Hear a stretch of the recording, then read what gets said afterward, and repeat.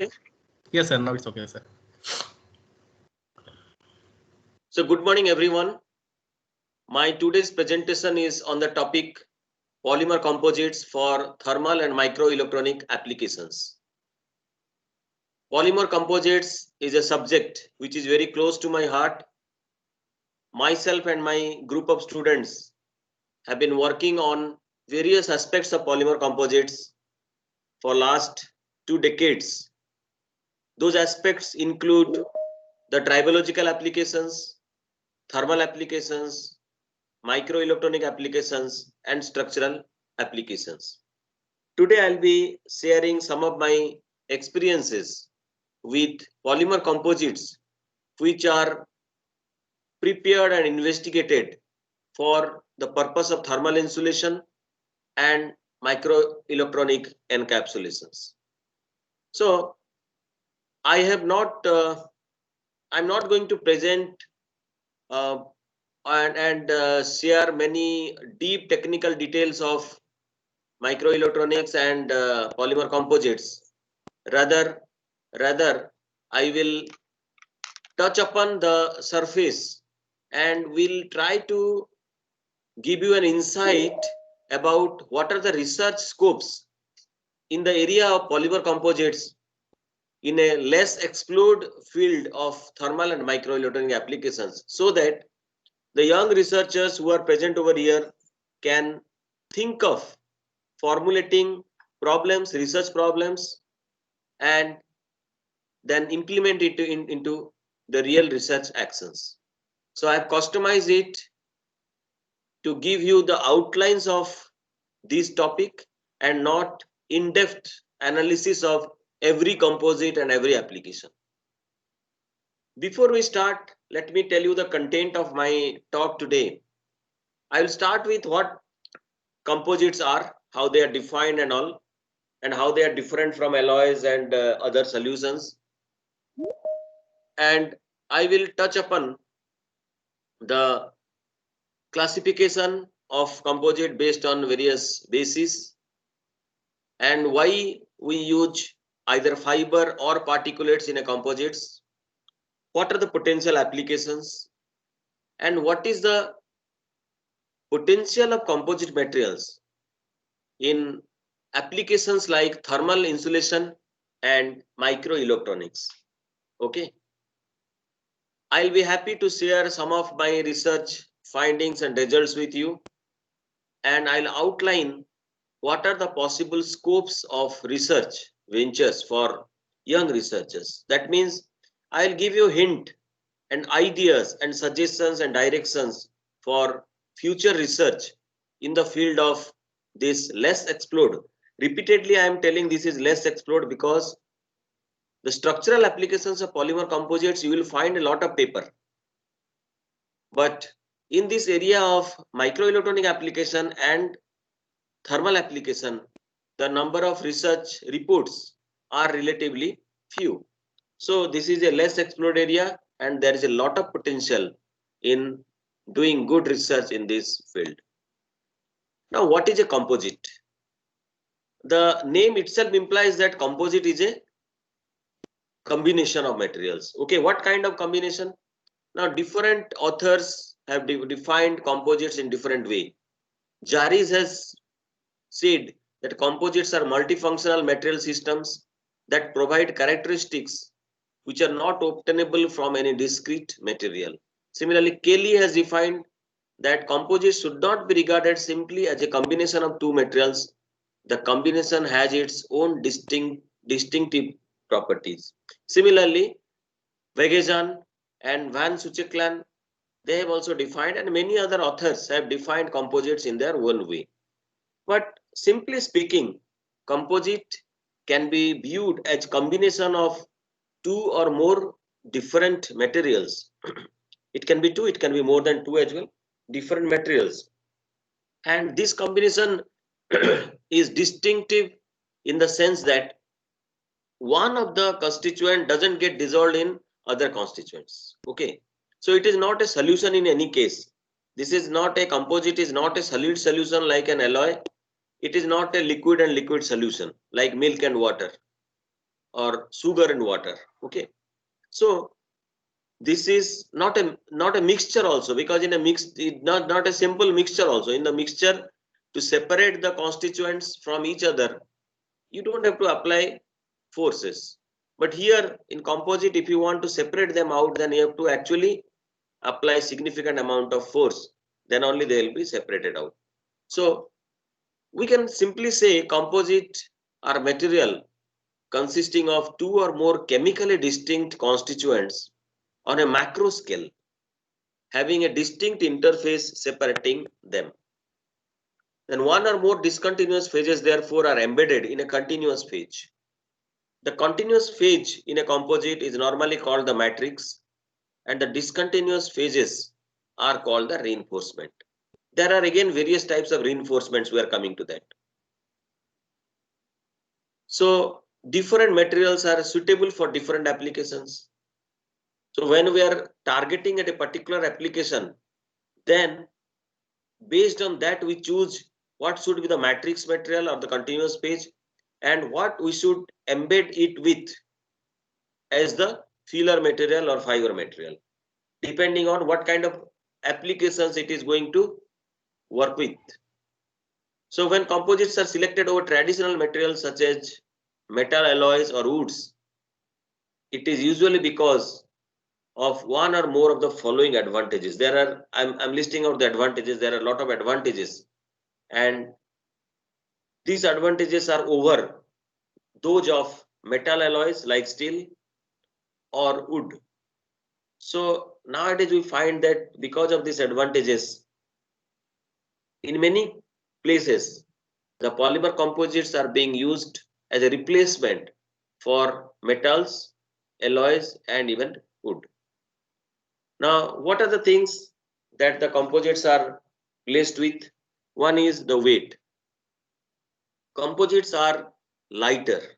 That means, but at the same time, they are strong, reasonably strong. And the weight distribution is also more or less uniform in a composite, depending on how you embed the reinforcement within the matrix body. So they are mostly lightweight materials, and the strength to weight ratio is high. Coming to the cost, they are relatively low cost, and the cost can be further lowered if you are using materials from natural resources, or you are using industrial wastes, or you are using construction waste as the filler. So you can further reduce the cost of the material. So this possibility of using natural elements in a composite as a reinforcement is also another advantage. Then part consolidation, maintenance, long-term durability, production time, easy processability are the features that are involved with the composite making and composite applications.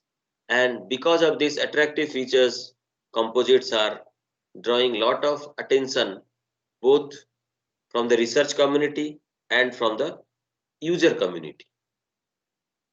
As I told you, the strength to weight ratio is very high. Like they are lighter in weight because of the low density of the matrix material and the reinforcing material, and but at the same time their strength is comparable to that of monolithic metals. If not greater than that of monolithic metal, they are often comparable with the strength of metals and alloys. So the strength to weight ratio is high in case of many composites which are used for structural applications. Now directional strength and stiffness are also reasonably good, and that makes the composites attractive. The dimension, that means the large part can be built. Special geometry, I mean the intricate shape can also be built with composites because the processability is not difficult. The surface properties can be modulated, and the surface properties that can be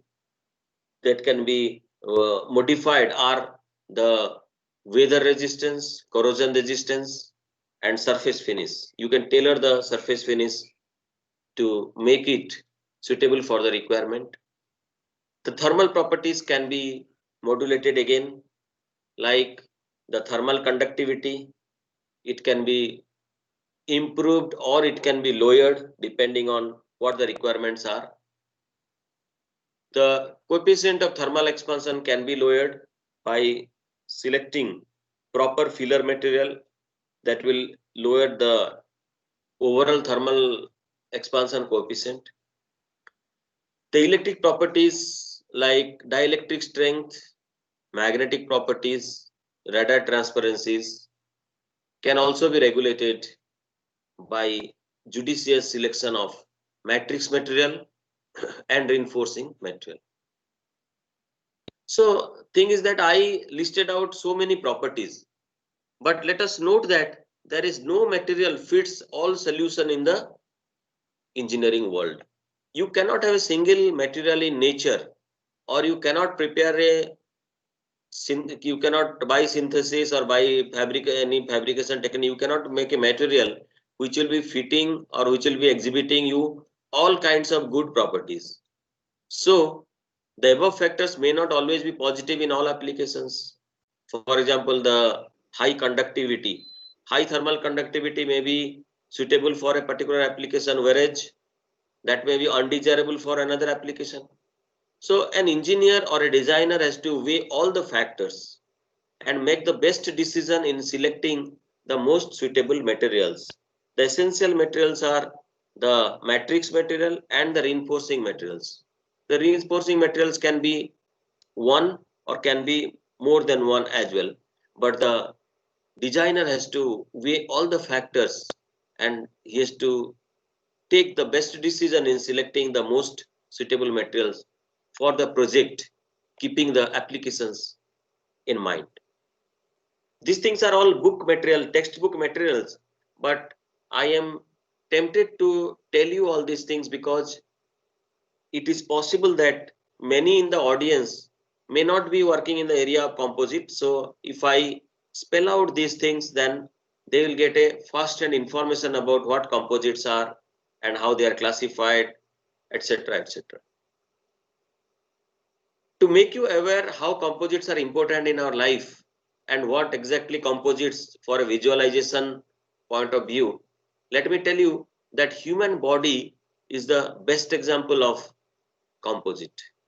Imagine a body, human body without the bones in it. Without the bone, it is just a it is just a bundle of flesh and blood.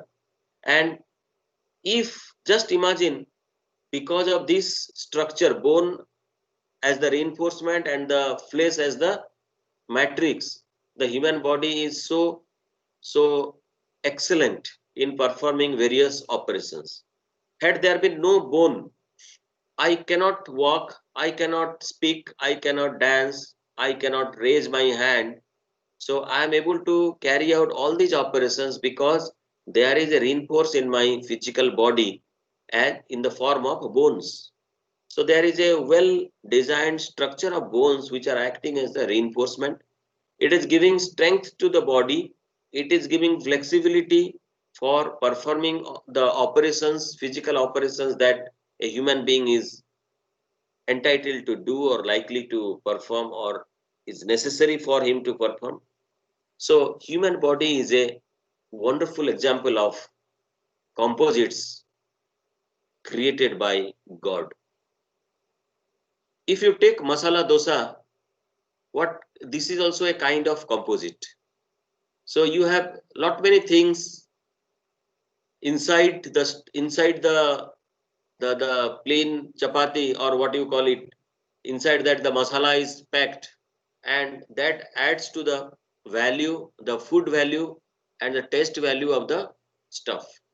Okay, so masala dosa is a very good example of composite material. So also the aloo paratha. Aloo paratha is definitely tastier than plain paratha because in the plain paratha the reinforcement is missing, but here the aloo masala has been given as the reinforcement. So I picked up two popular food items from the southern part of the country and northern part of the country.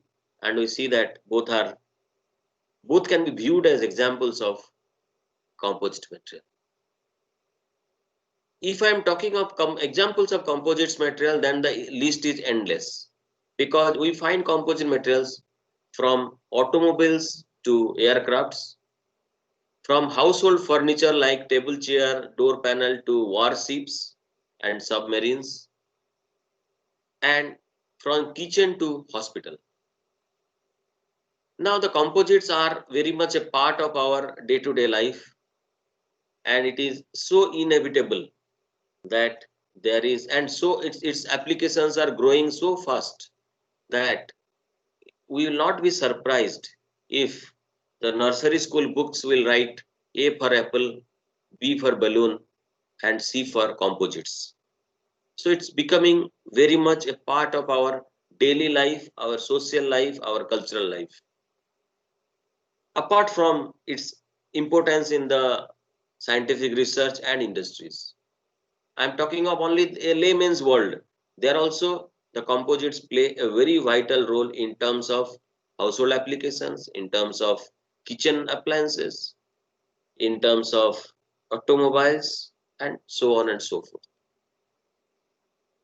So let us finally define composites as something that normally consists of a matrix and a reinforcing phase.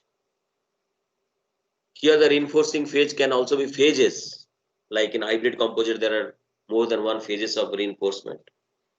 The discontinuous phase is usually harder and stronger than the continuous phase and contributes for the strength of the overall strength of the composite. And that is called the reinforcement. Whereas the continuous phase is termed as the matrix. So we got a clear idea about composites by now, and let us go to the classification of composites. Depending on the, a composite normally consists of reinforcement and matrix, reinforcement and matrix. These matrix material can be metallic, can be polymeric, or can be ceramic. Depending on that, we have metal matrix composites, ceramic matrix composites, and polymer matrix composites. Today we will confine our discussion to polymer matrix composites, which have potential for use in thermal and microelectronic applications. Similarly, if you are talking of classification of composites, then based on the reinforcement, we can call it fiber reinforced composites or particulate reinforced composites, depending on the reinforcement is in the long fiber form or in the particle or powder form. Okay, sometimes it is in the flake form also. I will show you the schematic of that. Fiber reinforced composites, again, what kind of fibers you are using? You are using a synthetic fiber like glass fiber, or a natural fiber like sisal fiber or coconut fiber. Depending on that, you call it natural fiber composite or a synthetic fiber composite. Whether the fiber is long or short, depending on that, you call it a long fiber composite or a short fiber composite. Whether it is properly aligned or randomly oriented, you can call it a composites with random orientation of the fibers or with systematic arrangement of the fibers. So there are many bases on which you can classify the composites. But basically the reinforcement is either fibrous or non-fibrous. In the fibrous, you can have continuous or chopped fibers. You can also have laminated composites where layers and layers of fibers are laid down inside the matrix body. You can have flat flakes reinforcement, and if it is not a fiber, you can make it simply a reinforcement of particulates or powders. The powders can again be of micro-sized or nano-sized, and these are the schematic of different types of composites. You can see the particulate composites are in the particle form. Flakes composites are like coins, right? And the fiber composites are, this is an example of a unidirectional fiber. Unidirectional fiber. The fiber arrangement can also be bidirectional. It can be bidirectional also. So you can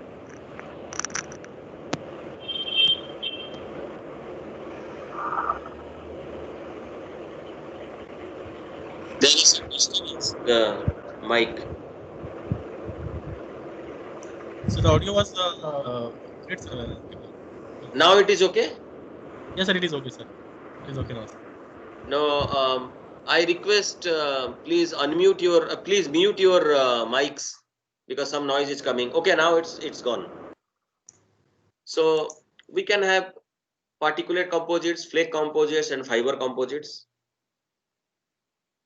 And every type of composite has their own merits and demerits. I'm not going detail into it, but basically I will tell that the isotropy is different. Isotropy means a material is said to be isotropic when its properties are all same in different directions. But when you are using a fiber reinforced composite, you will find that the composites exhibit a particular value of a particular property along the fiber, and when you take a direction transferred to that of the axis of the fiber, the property values change. So that is anisotropic in nature. But this degree of anisotropy is very less in case of particulate reinforced composite.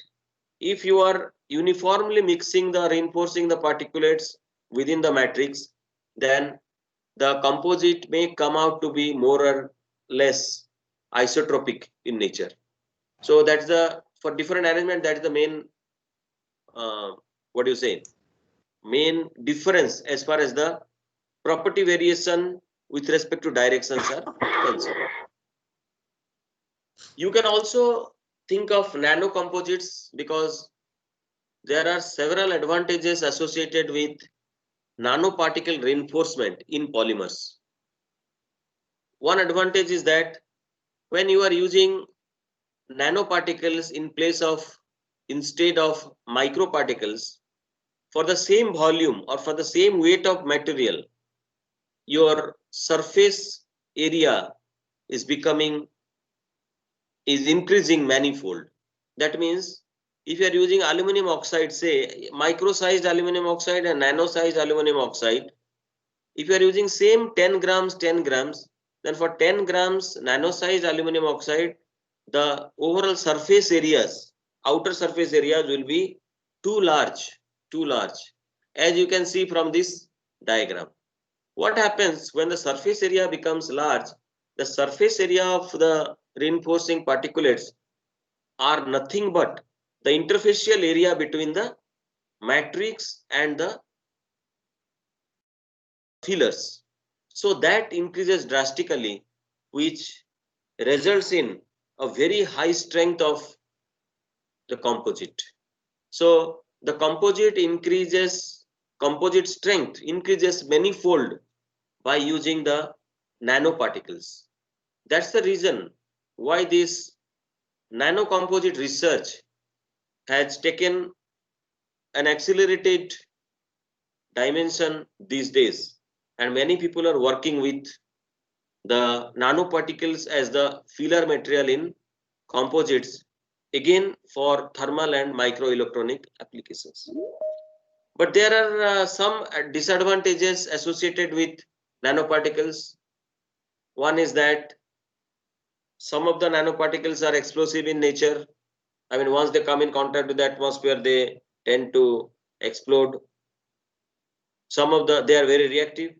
Some of the one and another advantage is that is very frequently encountered is that with nanoparticle reinforcement, the problem of agglomeration occurs. Agglomeration means they form clusters within the matrix body, Okay, so they affect the uniformity in distribution, which is to be taken care of when you are using with nanoparticles.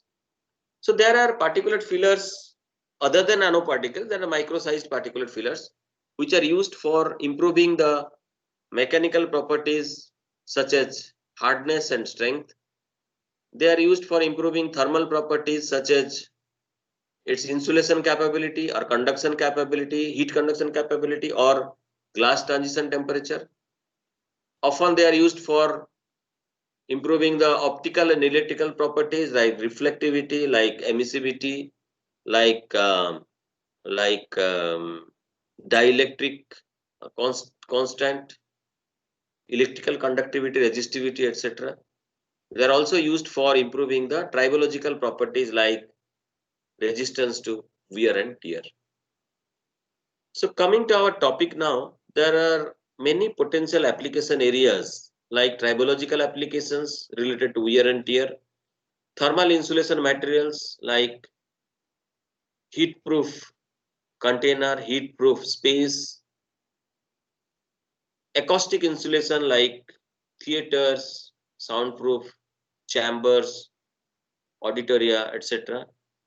Microelectronic applications like encapsulations, electronic packaging, printed circuit board, and so on. We'll discuss briefly on thermal insulation materials. The widely known polymers like epoxy, polyester, then vinyl ester, etc. are already known as thermal insulators. So in many industrial applications, even in the accelerators and nuclear reactors, epoxy is being used very widely and since a long time as heat insulator. Okay, so epoxy in liquid form is mixed with hardener and are filled with the places where the heat insulation is to be provided, and after some time they get hardened and form a solid adiabatic, near adiabatic walls. Now we can further drop its conductivity or improve its insulation capability. It means that of epoxy or polyester by reinforcing it with either fibers or particulates.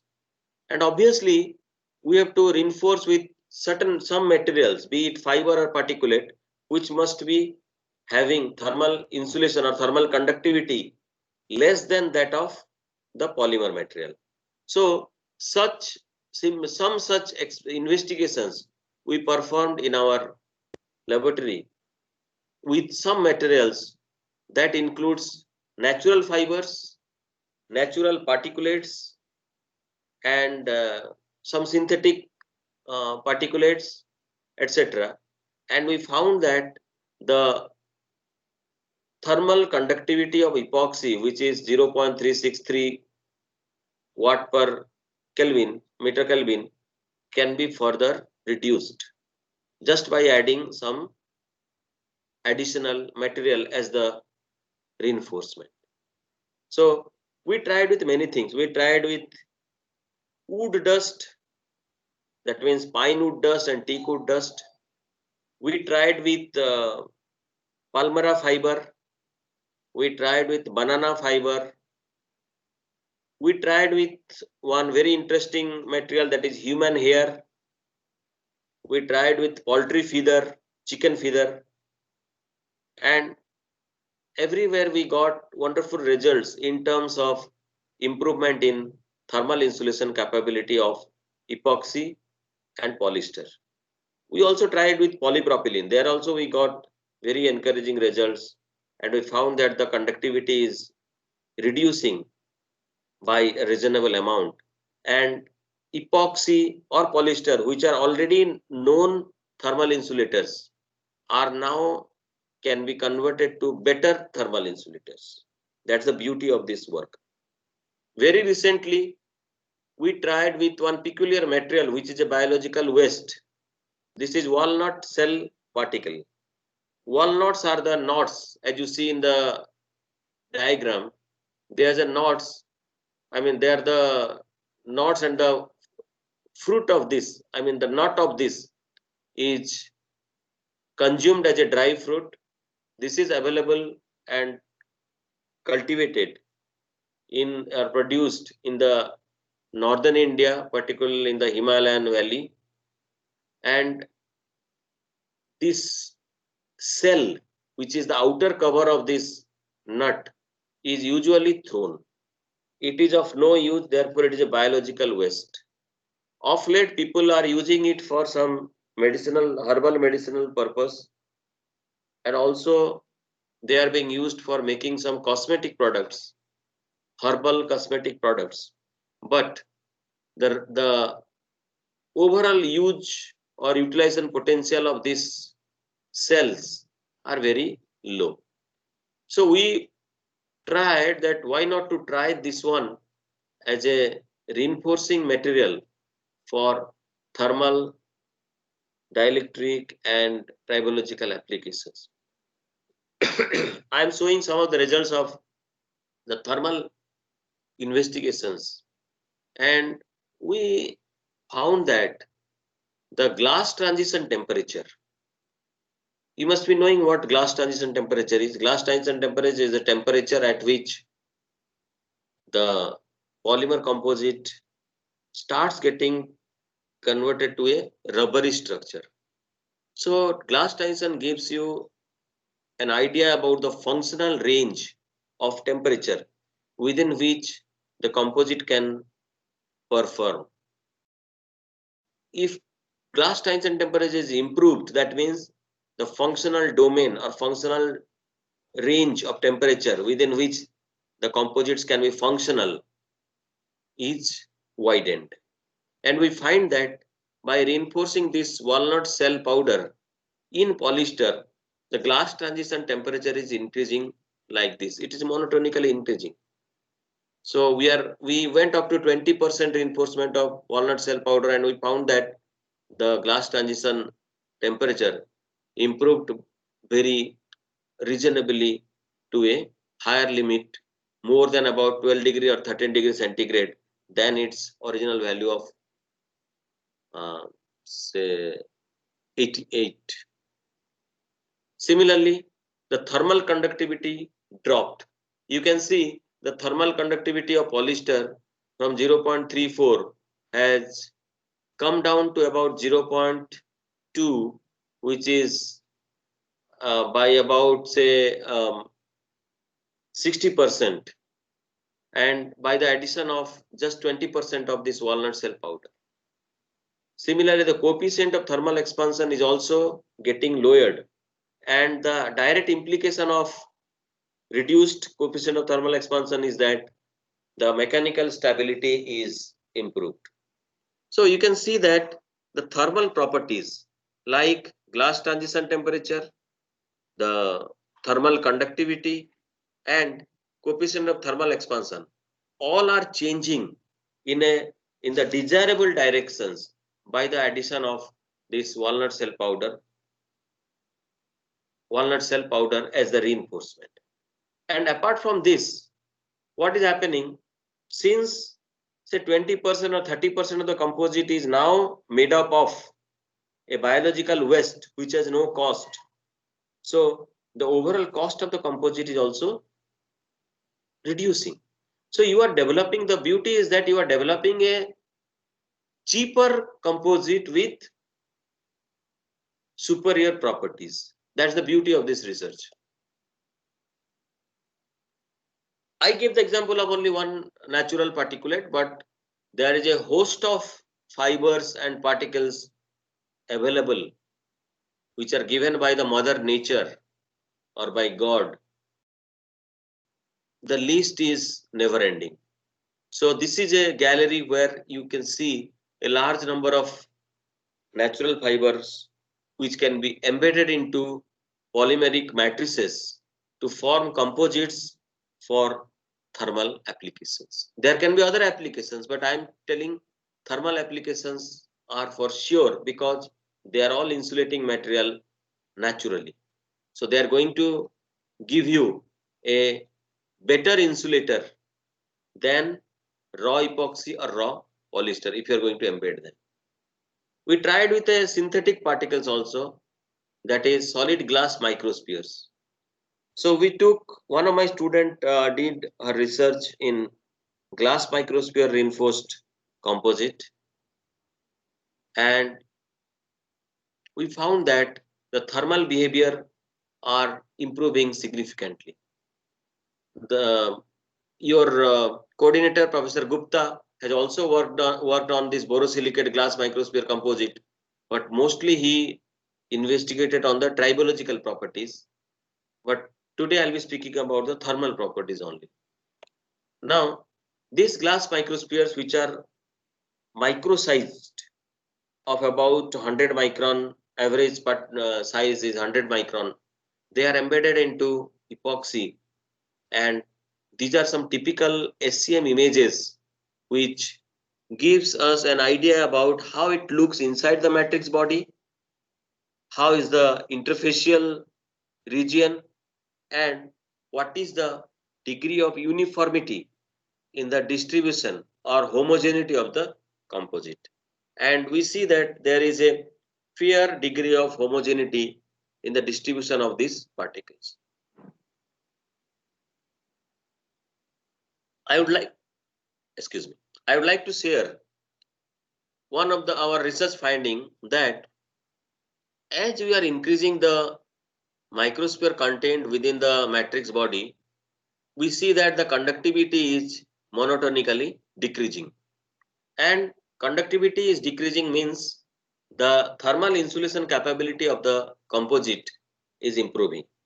So there is a limit up to which we can add the microspheres, and beyond which there will be improper weighting and composite formation will not happen experimentally. Theoretically, you can go down and down, but in the actual practice, there is a limit or threshold beyond which you cannot add any more microspheres. So if we add 35% of this SGM, we found a significant drop in composites. These are the simulated values or predicted values based on the models suggested by different scientists for a composite with spherical inclusions. If you are changing the particle size 100 micron, 200 micron, we see that the pattern of drop is same, but the absolute values of conductivity differ. The summary is that incorporation of solid glass microspheres results in reduction of thermal conductivity of epoxy resin and thereby improves its thermal insulation capability. And with addition of about 35% of SGM, we got a drop in thermal conductivity by 66%. So this is a pretty good result finding as far as the improvement of insulation capability of epoxy is concerned by the addition of solid glass microspheres. We'll now move on to microelectronic applications. In the microelectronic applications, we will see what happens in a electronic circuit. Whether it is a laptop, whether it is a PC, whether it is a mobile phone or any electronic gadget, we see that after some time of its operation, it gets heated up. The circuit gets heated up because due to the flow of electrons in the circuit, there is generation of heat, and in spite of arrangement for driving away that heat away from the circuit by in terms of fan or in terms of any coolant, we find that the temperature keeps rising. And when temperature keeps rising, then resistance in the conductors, they rise, and after some time, beyond a threshold temperature, the electronic gadget will start malfunctioning. In order to prevent it, the chips which generate heats as a result of accumulation of charge or flow of electrons are to be properly encapsulated. So these encapsulation are normally made by made up of polymeric material, because the polymeric materials have very low electrical conductivity, and this encapsulation material has to have typical properties like high thermal conductivity and low electrical conductivity to expedite and encourage heat transfer, heat dissipation out, and to avoid short circuiting of the system. So what is needed for such application, as I told you, high thermal conductivity and very low electrical conductivity, or in other words, high electrical resistivity and low coefficient of thermal expansion. Because with temperature rise, if the expansion of the material will be significant, then that will distort the entire mechanical arrangement and stability of the chips. Okay, so these three are essential properties which are to be satisfied in order to make them ready for use in microelectronic applications. What is this thermal conduction? It is a property of the material ability to conduct heat and an important parameter for characterization of thermal properties of metals. Many thermal properties change with temperature and change with the conduction properties. Okay, so it's a very significant characteristics of any polymeric material or any material as such. Polymer matrix composites are largely used by several industries, as I told you, because of their many good things, but they have some limitations as well. Because see, what the industry demands is that the demands in industry is denser and faster circuits. Okay, because of the miniaturization, the circuit is becoming denser and faster circuits, and that results in high amount of heat generation, and it is demanded that this heat must be dissipated out. So the rate of heat dissipation required is also becoming higher in microelectronic packages, and that is becoming an important challenge for the engineers. Under these circumstances, the polymers filled with thermally conductive fillers, because you know, to take the heat out, the encapsulations or the packaging must have high thermal conductivity, and polymers have the limitations that they have low thermal conductivity. So they are to be filled with conductive fillers as a cost-effective way to cope with such thermal management issues such as high thermal conductivity, low CTE, and low dielectric constant. For the purpose, the conventional matrix materials that are used are epoxy, polyester, polyether ketone, polyether ketone, polyamides, vinyl ester, etc., etc. Some of them are thermoset, some of them are thermoplastic polymers. Usually, epoxy or polyester resin systems are used for encapsulations because of their high thermal stability, moisture resistance, and low cost. But unfortunately, the problem is that instead of having high thermal conductivity, they have very low thermal conductivity, and they have high coefficient of thermal expansion. So if these 2 points are not taken care of, then the polymers cannot be used for microelectronic applications. And how can you vary the thermal conductivity? There are two ways. Either you go for orienting the molecules at the molecular level, at the structural level, or you add fillers which are conductive in nature. Obviously, the second method is easier and more suitable, more convenient for mechanical engineers or electronics engineers to do. That is addition of conductive fillers. But thing is that conductive in what sense? If you are adding metal powders, then they are good conductors of heat. They are also good conductors of electricity. You cannot afford to use metal powders here because you don't want the electrical conductivity to go up higher electrical conductivity means the possibility of short circuiting will increase. So you want materials which must have very peculiar conductivity pattern, like they should have high thermal conductivity and low electrical conductivity. And in nature, there are certain materials that are available. They are diamond, beryllium oxide, boron nitride, aluminum nitride, and aluminum oxide. These are the materials.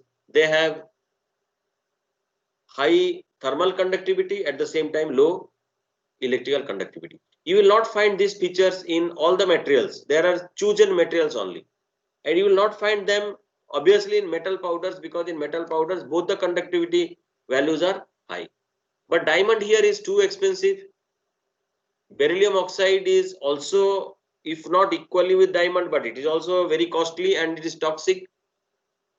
Boron nitride is crystal structure dependent, but a good candidate again.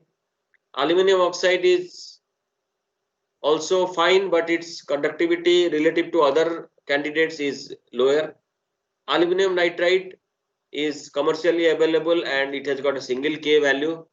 So if you look at this and weigh their pros and cons, the good candidates from all sides will be boron nitride, aluminum oxide, and aluminum nitride. Aluminum nitride is having more compatible characteristics like high thermal conductivity and easy availability. Its conductivity is about 160 watt per meter Kelvin. Then it has got high electrical resistivity. That means its electrical conductivity is very low. Dielectric constant is about 8.9. Low coefficient of thermal expansion, low density. Okay. So boron nitride also is another candidate which can be investigated and which has been investigated by my group of students. And as far as the conductivity is concerned, several investigators in the past have suggested various correlations, empirical relations, by which you can find out the conductivity, effective conductivity of a composite. So offhand you can predict or calculate and using this relationship and find the value of effective thermal conductivity, and which must be higher than the conductivity of the parent polymer, otherwise your purpose is not going to be solved. The other method is either you measure it by means of experimental setup, or you can also find out by numerical analysis. In the numerical analysis, a software which is very popular software, ANSYS, that can be used. You can work in the thermal module of ANSYS with suitable assumptions like they are homogeneous, they are equally spaced, and the temperature distribution is linear, etc., etc. You can come up with the temperature profiles with suitable boundary conditions, and from the temperature profiles of a composite, which are designated by different colors, you can also like determine through simple calculation, the effective thermal conductivity. That means considering the whole composite as a single material, what is its conductivity. If you know the outer wall temperature and inner wall temperature, and if you know the thickness, then you can simple by the law of heat conduction, you can find out by calculation, you can find out the effective thermal conductivity of the composite as a whole. If you want to measure it directly with experimental setup, then you can fabricate the composite, make a disc sized specimen, and use this uniform 2022 model equipment, which will give you directly the thermal conductivity of the material in no time. Okay. The principle here is same. It also measures the two temperatures. There are thermocouples attached to it, and using the value of thickness, it will measure. Only thing is that all sides are insulated, and the heat will be allowed to flow along a particular directions. I'd like to share some more findings of our recent research on modified thermal conductivity of polymers. You can see the thermal conductivity is increasing, and that is what we need for a microelectronic application. So you can see that with aluminum nitride, how the conductivity is increasing with the volume percentage. We found that incorporation of aluminum nitride results in enhancement of thermal conductivity of polyester, as we saw. With 1.4% of aluminum nitride, the conductivity is improved by 9%, and with 11% of aluminum nitride, the K is improved by about 75%, which is very significant and very promising result, you can say. If you compare different models, you can find that different models are showing, all models are showing a rise in thermal conductivity with the volume percentage of aluminum nitride, but the experimental result is slightly different from others because there is no monotonic rise. There, after one point, there is a sudden jump in the conductivity, which is not found in the theoretical models. I'll tell what the reason is. Similarly, here also the conductivity is mapped with the volume percent of the particulate filler, and the particulate filler is aluminum nitride. The aluminum oxide also shows similar trend. After some time, there is a sudden jump of the conductivity value, which is found only in the experimental results and not in the theoretical predictions. This is the table which shows the same thing for different materials, for different percentage of particulate loading given by different models proposed by previous investigators. Now you can see, if you analyze the particular graph, say epoxy with boron nitride content, you can see that as the boron nitride content is increasing,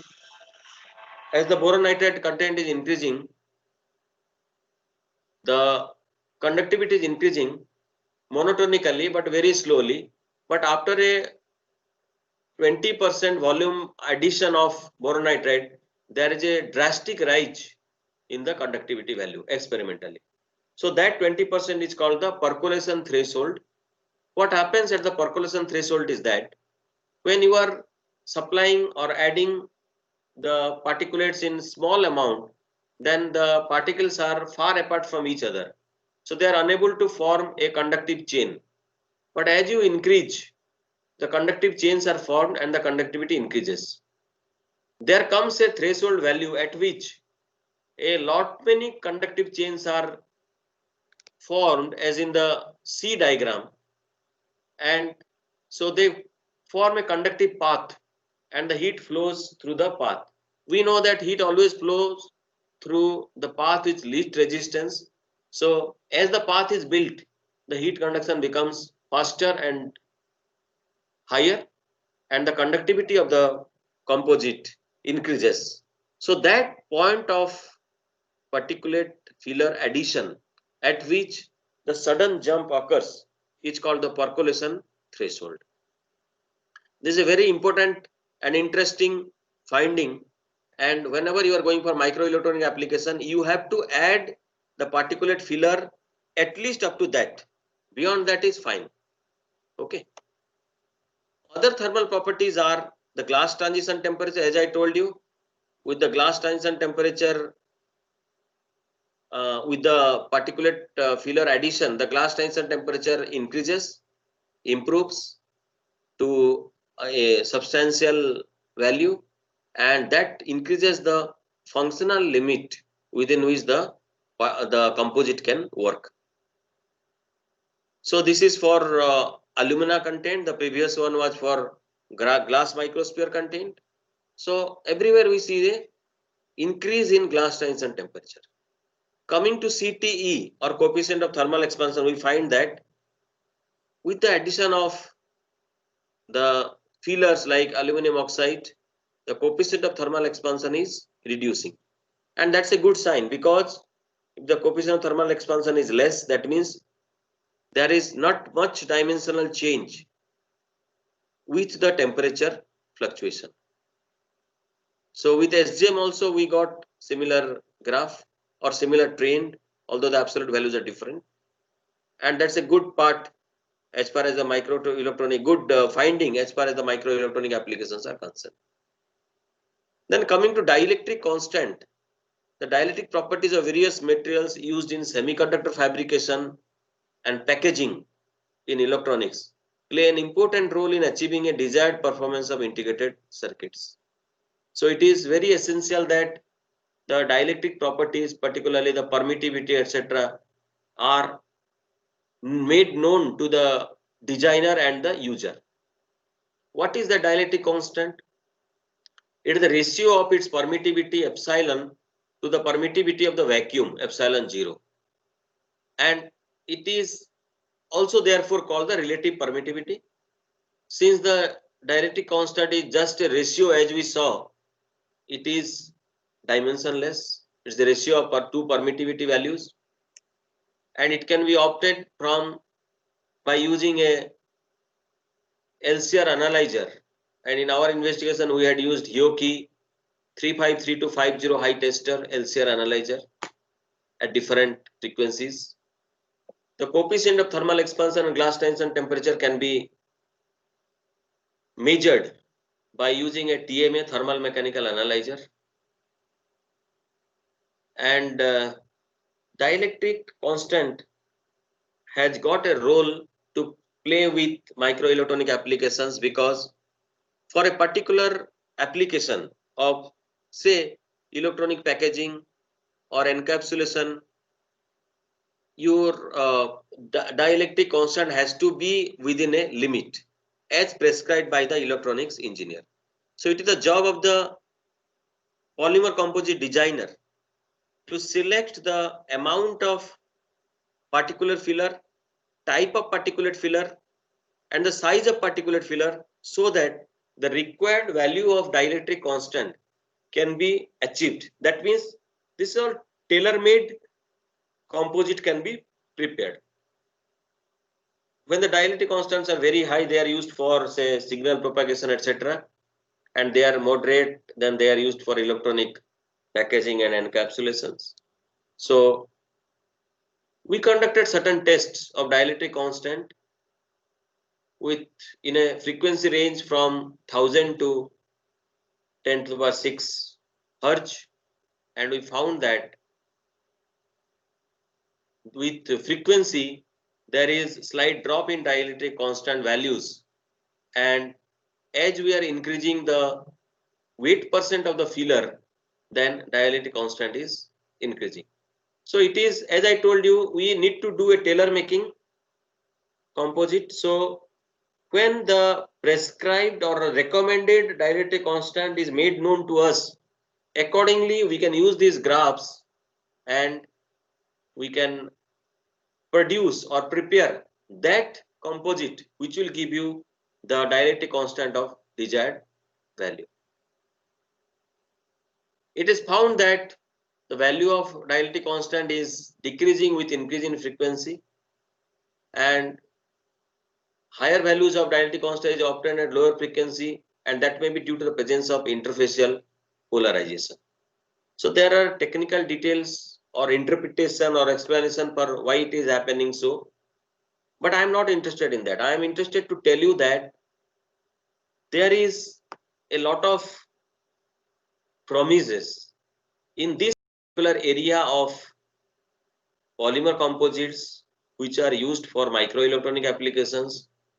Comparatively, very less amount of work has been reported so far, and the future of integrated circuits with three-dimensional chip architecture hinges on the development of practical solutions of heat management. Because an excessive amount of heat is going to be generated as a result of miniaturization, densification, and fastness of the circuits.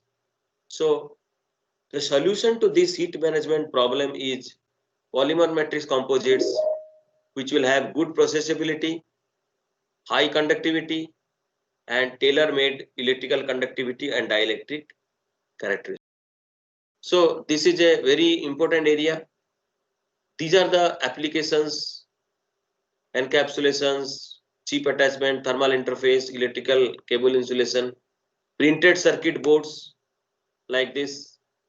The printed circuit boards are already made up of polymers, but then you can think of, as a future designer, you can think of what to reinforce in these polymers to make it further more suitable or better suitable for printed circuit board applications.